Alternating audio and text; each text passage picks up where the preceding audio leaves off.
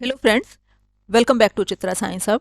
हमारा आज का टॉपिक है ऑर्गेनोरोडियम कंपाउंड्स। जो रोडियम कंपाउंड्स होते हैं, ये यूजुअली कहाँ यूज़ होते हैं? सिलेक्टिव हाइड्रोजनेशन के में ये हमारे यूज़ होते हैं। इनकी हेल्प से हम सिलेक्टिव हाइड्रोजनेशन करते हैं। हाइड्रोजनेशन मीन्स हाइड्रोजन का एडिशन।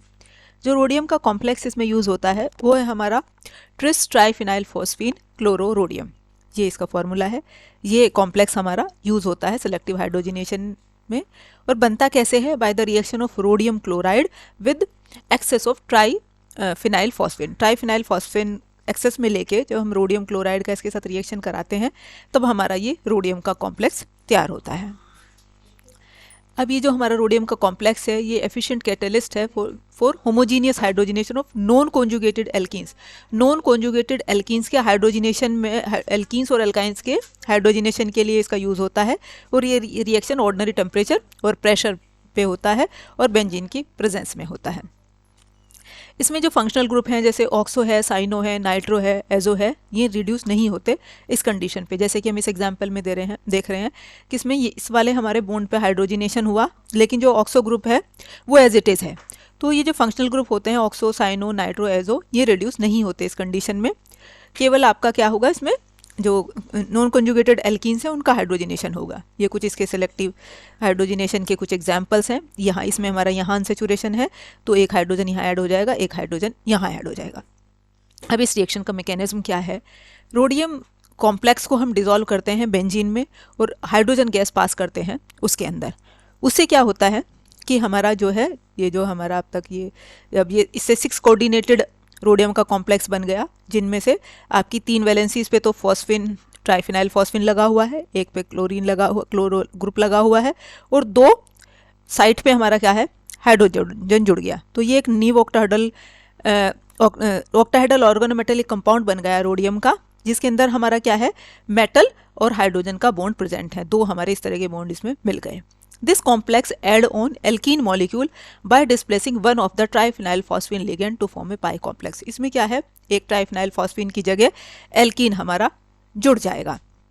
तो इस एक हमने ट्राइफिनाइल फॉस्फीन की जगह एक एल्कीन का मॉलिक्यूल आपका जोड़ दिया और ये हमारा एक पाई कॉम्प्लेक्स बन गया। अब आगे क्या होगा इसमें? Transfer of hydrogens to carbon carbon double bond gives alkene. अब इसमें क्या होगा, हाइड्रोजन का ट्रांसफर होगा आपका। पहले हमने इस वाले हाइड्रोजन को यहाँ ट्रांसफर किया आपका, और अगले स्टेप में इस दूसरे वाले हाइड्रोजन का हमारा ये हमने यहाँ से ट्रांसफर किया। तो ये क्या बन गया हमारा, ये क्या था, एल्कीन था, CH2 एक हाइड्रोजन इसके साथ जुड़ गया तो क्या बन गया, CH2CH3। Transfer of hydrogen to carbon carbon double bonds give alkene, एक तो एल्केन मिल जाएगी, and chlorobis triphenyl phosphine rhodium 1। इसमें रोडियम जो है 1 ऑक्सीडेशन स्टेट में होता है। तो एक हाइड्रोजन का हमने क्या किया, इस हाइड्रोजन का ट्रांसफर कर दिया यहाँ पे, तो ये बन गया हमारा क्या है, CH2CH3। नेक्स्ट स्टेप में क्या है, इस दूसरे हाइड्रोजन का भी ट्रांसफर होगा तो CH3CH3 अलग। अब ये हमारा ये बन गया रोडियम, जिसपे हमारा क्या है, 2 ट्राइफिनाइल फॉस्फीन के ग्रुप लगे हुए हैं। अब और एक क्लोरो ग्रुप लगा हुआ है। द क्लोरोबिस मीन्स 2 जो है ट्राइफिनाइल फॉस्फीन लगे हुए हैं उसके साथ।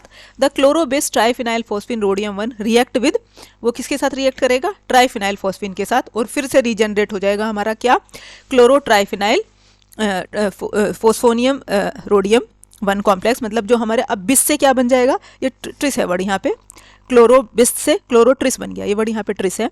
तो क्लोरोबिस से क्या बन गया, क्लोरोट्रिस बन गया। क्लोरोट्रिस ट्राइफिनाइल फॉस्फीन रोडियम 1 हमारा फिर से रीजनरेट हो जाएगा और साइकिल हमारी फिर से कंटिन्यू हो जाएगी। अब ये था इसका मैकेनिज्म। अब हम इसके कुछ और एग्जांपल देख लेते हैं।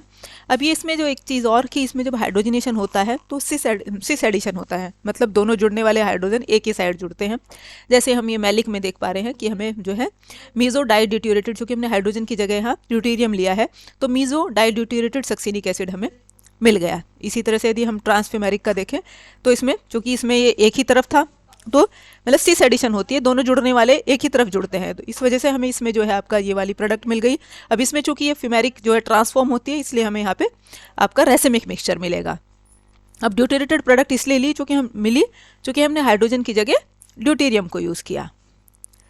इसी तरह से 2 हेक्साइन का भी जो है एक मिक्सचर देता है हमारा हेक्सेन और सिस 2 हेक्सीन का। तो यहाँ हमने हेक्साइन को हेक्सीन में कन्वर्ट किया, आपका जो है जहाँ अनसेचुरेशन है वहाँ हाइड्रोजन आपका ऐड हो जाएगा और सिस एडिशन होगी। इसी तरह से मिथाइल ओलिएट भी ड्यूटेरेटेड हो जाएगा, किसमें 9 और 10 पोजीशन पे आपका ड्यूटीरियम लग जाएगा, तो 9-10 डाई ड्यूटीरो स्टीरेट हमारा बन जाएगा। चूँकि हमने यहाँ हाइड्रोजन की जगह ड्यूटीरियम को लिया हुआ है, तो इसलिए हाइड्रोजनेशन में हमारा ड्यूटीरियम जुड़ेगा। ये हमारे कुछ दूसरे एग्जाम्पल्स हैं।